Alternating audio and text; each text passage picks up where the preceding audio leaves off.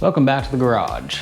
As you saw in that little intro, it's cleanup time, which is the most tedious part of the job, next to figuring out shim packs, as I've learned. Things are coming along pretty well. The spindles cleaned up pretty well. You can even see that in the terrible lighting in here right now. It got dark on me because, fall. Even these seal retainers cleaned up pretty well, though these are inexpensive enough that I may still just replace them. Those could probably be reused. Heck, these brake springs, normally I would not reuse one of these when they looked like they did, but this was really just caked in dirt and a little bit of surface rust, but these were painted. So they're actually good, and I have a couple spares now.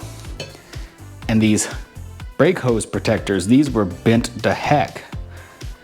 They cleaned up okay, and I think once I media blast them to get them really clean, they'll do just fine. But the ring gear is not good, which of course I expected going into this. Now on camera, in this terrible lighting, they look okay from what you can see. But if you saw a photo of them, they're pretty well pitted and shot. At least the bottom half is, the top half's pretty good, but yeah, I expected that. So I'm gonna source a used gear set. I have a lead on one that might work out. We'll see how that goes. But the rest of it is just gonna be cleaning, degreasing, and work. And I've got a lot of work ahead of me over here. So I'll spare you the details and carry on.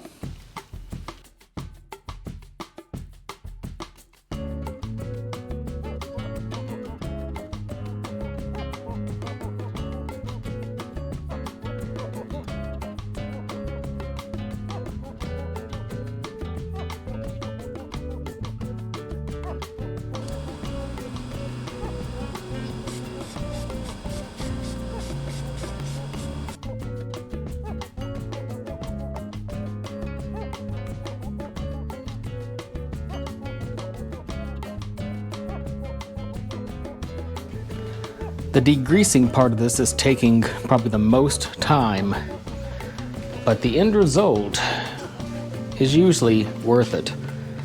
I think this is going to turn out just fine. Looking forward to unmasking this and polishing the machine surfaces. New parts are starting to arrive, and clean old stuff is starting to stack up. I'm really behind on finishing the cleanup though, and I'm running out of time because fall got here. Seems like on Monday everything was green, and then Friday that happened, and now it's Saturday. These kingpins are going to be a pain. Comment down below if this was actually a thing, but it seems that someone used gasket material on these instead of shims.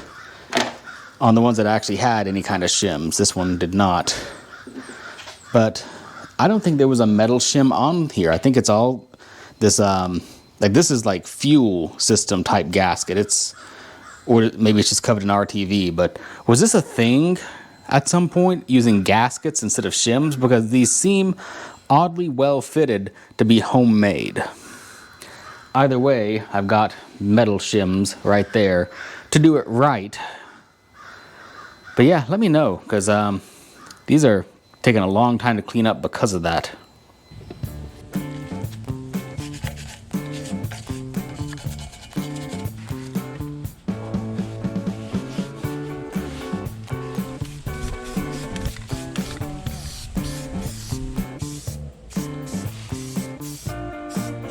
And of course I ran out of red primer on Saturday after 5 most likely. My local hardware store is closed, and they're also closed Sunday. And this was probably the last day of good weather for the foreseeable future over here in Arkansas. Because it's gonna start raining and get really humid and get cold. Great. Saved by AutoZone. It's getting there.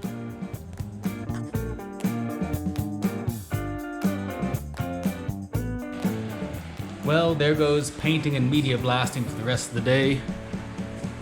I did get the pinion out. It is a Spicer as expected.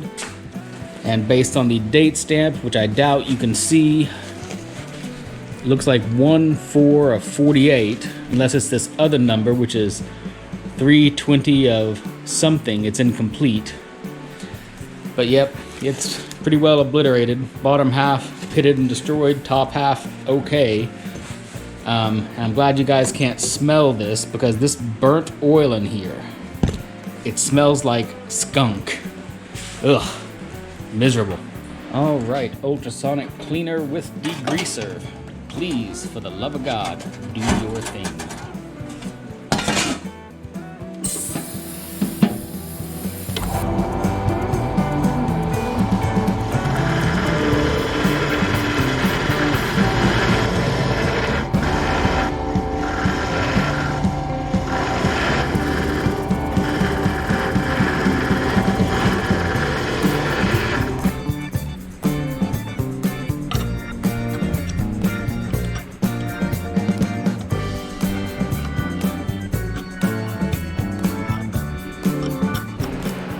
Since it got all rainy, here's a good rainy day task. Sit here at the workbench. I got my grandpa's mini vise mounted vertically, and I'll use a rethreading die or a regular tap and die set and clean up original hardware. These are the same. Passenger side, driver's side. I like saving original hardware because the steel from way back in the day was, in many cases, better than what you can get today. So soon, those will also look like these. Well, the workbench is getting cleaner, which means we're heading in the right direction. Some new parts have showed up. A few other optional parts that we might talk about at some point. Mainly this diff cover is an important one. Doesn't have all the extra ventilation holes in the bottom. Don't worry about these steering components. I don't know if I'm even going to use those yet, but what's on here is not Jeep stuff. I don't know what it is, but it's not Jeep. Ignore this box. Yeah, this is going to be a future video. I like the idea. I don't know if I'll go this route, but I have the parts, and they're really freaking heavy. Some of you know what that is because they've arrived the same way for you. But the big thing for me is what's here and here. A ring and pinion from a used axle that was getting scrapped. And these are in great shape. I didn't need the entire carrier, but it was easier to send an entire carrier assembly than to take it apart and get me the spider gear set and the ring gear. So it's going to be an adventure trying to figure out how to set these up. But this is nice because for 70 something years old, you can see the original markings. This one's a +2 pinion, which is interesting because what came out of this poor basket case axle is a +9. I've never seen a +9 pinion before. That's not a 4, that is a 9.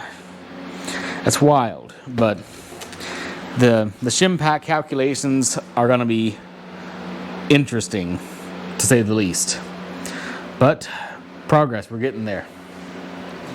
So I'm almost done with all the hardware. I was trying to save as much of the original stuff as I could. That just wasn't feasible in all cases, hence all the new stuff. So I was saying something about the steel from back in the day being better quality than modern stuff in many cases. And that's not always the case. I don't know if this camera will pick it up, but several of these just have cracks in them. Just stress over time, I guess, and many of them have just fallen apart while I tried to clean them up. So can't save those, got new stuff. And I was also trying to save all of the nuts and studs from the kingpins, but you can see daylight through the threads on this one from the outside. You can't save them all. So new hardware on those is just better safe than sorry. So that's pretty much done, and time to go on to the next thing.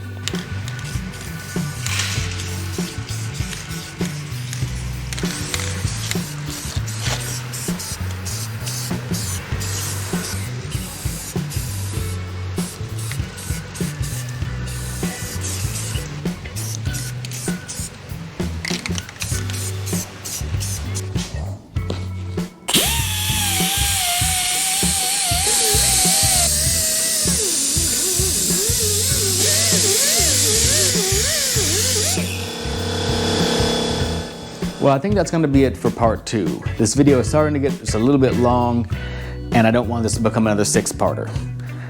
I've got the axle housing pretty well torn down. I got to pull the old seals out and the old bearing cups out, but outside of that, this thing is cleaned up and ready to be reassembled and put back into service. I've got most of the parts in that I'm going to need. In fact, another one just arrived 10 minutes ago, so all the parts should be in place to start reassembling. I am probably not going to reuse the hubs and drums that came with this axle for a couple of reasons. The driver's side one has this weird chamfer on the inner edge that goes into the bolt holes, so you can actually see the sides of the threads. It's weird. I've never seen that before. And beside that point, I have a good set right here on this axle, so why not use those? I'm not sure what to do on the tie rods, because the ones that were on it were bent, but the ones that are on this axle are also a little bit bent. So maybe one of them at least is supposed to be, because they're bent kind of the same way. I don't know. But that's one of the things that you don't mess around with, steering and brakes. So I may just buy new tie rods completely, since I have to get new tie rod ends anyways, and just go that route. But in the next part, we'll start the long process of reassembly. It took many attempts to get the shim packs right on the last axle, so it could take me a while because I'm only doing this in my free time, which I don't have much of. But I think that'll be it for this one. Thanks for watching. If you found the video entertaining, informative, anything, leave me a like, leave me a comment. It helps the channel grow. Thanks again, and I'll see you guys on the next one. Bye for now.